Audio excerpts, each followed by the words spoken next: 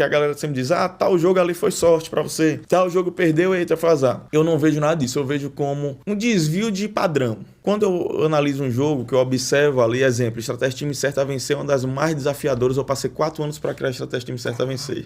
Eu faço entradas e eu fico... Às vezes começa a live e eu fico, um pouco... Começa perdendo. Primeiro, segundo jogo perde. Aí aquela galera, rapaz, o cara fica lá calmo, de boa. Eu tô calmo porque eu sei que de acordo com a probabilidade, de acordo com os números dessa estratégia, eu posso perder 2, 3 no início. Eu vou ganhar 10, 15 se eu continuar. Foram muitos anos fazendo aquilo, repetindo. É muito difícil que haja um desvio de padrão tão forte para me deixar negativo em longo prazo. Por isso que eu digo, sempre eu estou melhorando as estratégias. A estratégia meu que eu criei em 2013, 14, não é a mesma de hoje. Sempre quando ela começa a dar um pouco negativo, cair um pouco os resultados, eu paro, peraí, o que é que está acontecendo? Como tem a questão da mudança dos jogadores, exemplo, Polônia. Para quem joga há certo tempo, Polônia sempre foi um torneio over em escanteios. Só que 2022, agora 2023... Está um pouco menos, está se tornando um torneio mais neutro. E até anda, alguns jogos saindo ali abaixo de 9, 8 escanteios por jogo. O que é que fez isso acontecer? Mudança de jogadores. Como eu não analiso jogadores, eu não sei formação, tudo, mas eu entendo que na Polônia sempre são jogadores altos, tudo, e esses jogadores altos estão indo para a Europa. E lá está sendo muitos novos jogadores. E o que acontece?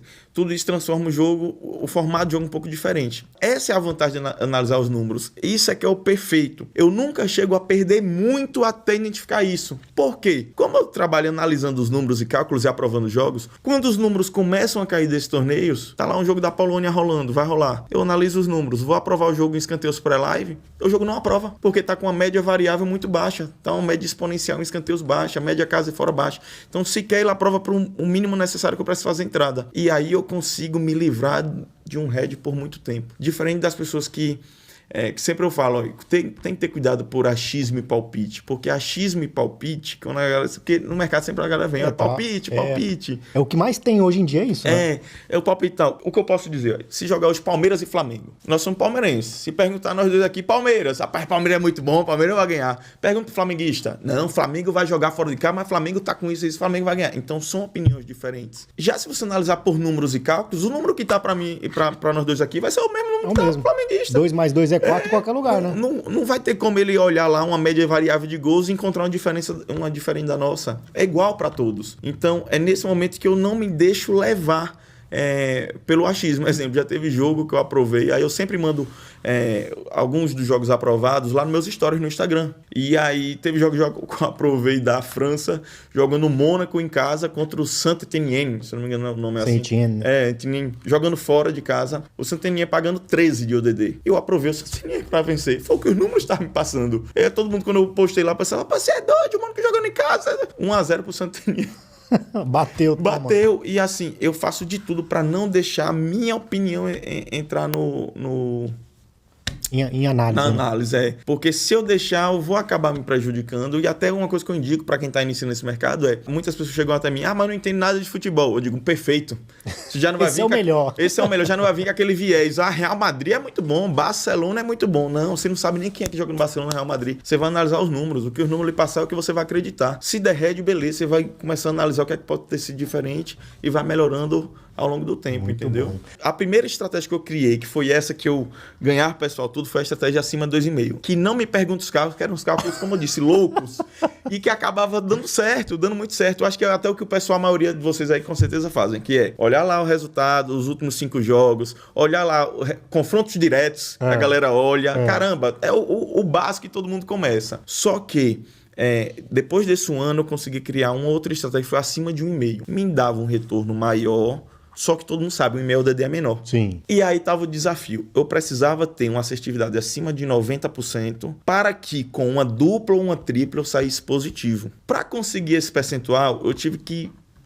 eliminar o confrontos diretos. Não serve, na minha estratégia não serviu confrontos diretos. E aquele negócio de analisar os últimos 5, 10 jogos, os últimos 15 jogos. Também você não fazia isso? São todos jogos de cada torneio. Se tá na 30ª rodada, são os 30 jogos daquele torneio, para analisar do modelo geral. Com isso, eu consegui ter uma métrica muito boa. Eu consegui ter uma média, a média variável que eu chamo é a média de gols sofridos e gols feitos por jogo. E fora isso, eu utilizo filtros, porque o que acontece? Tem jogos que você vê ali que tem um padrão de média variável muito boa, tem um percentual muito bom em nível de aprovação, onde você vê ali a maioria dos jogos batendo acima de meio. Só que, mesmo assim, quando eu fazia entradas em alguns, eu acabava perdendo. Disse, como é que eu tô encontrando um jogo com 90, 95, 99%, com a média de variável tão alta e acabo perdendo? Porque faltavam os filtros. Esses filtros o que eram? Ao longo dos anos que eu fui, como tava ali já mais ou menos um ano, menos de um ano, eu consegui identificar alguns torneios que tinham uma probabilidade maior de sair mais gols, outros poucos gols. Exemplo, Islândia, sai muitos gols. Noruega,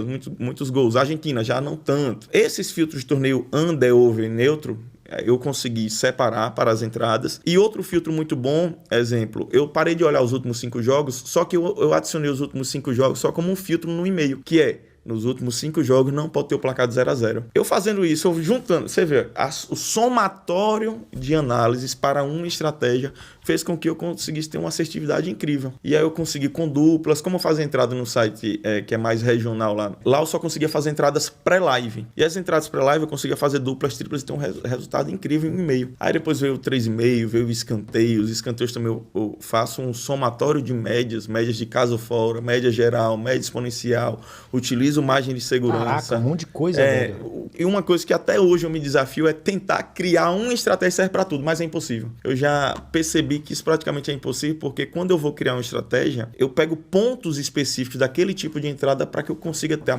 melhor probabilidade, melhor nível de somatório, para no final ter o melhor resultado. Sem me perguntar quanto tempo demorou a estratégia 1,5. Demorou 1 ano e pouco para eu criar. Bastante tempo.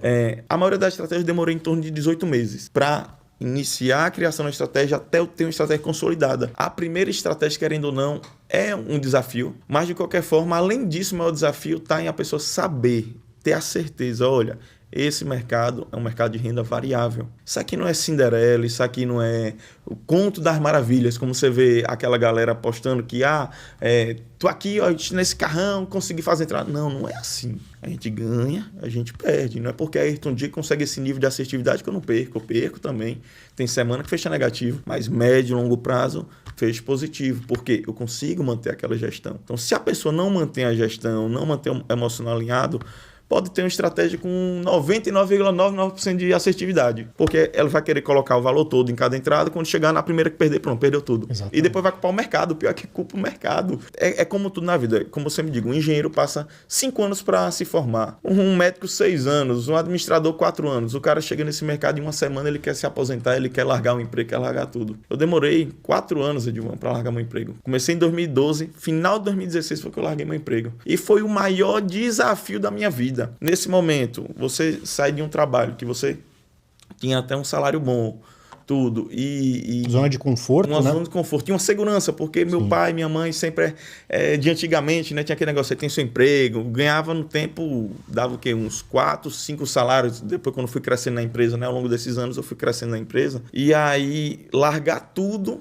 para viver de uma coisa que só dependia de mim. Bate aquela ansiedade, aquele desespero, e foi a melhor decisão que eu tomei na minha vida. Na hora que eu fui largar meu emprego, que foi final de 2016 para 2017, eu já ganhava 5 vezes mais no mercado transportivo do que no meu trabalho. Foi esse o motivo de eu querer largar. Foi o resultado mesmo, Foi o resultado mesmo. E eu já vinha assim há muito tempo, há 1 ano, um pouco mais de 1 ano, ganhando todo mês isso, sem errar um mês.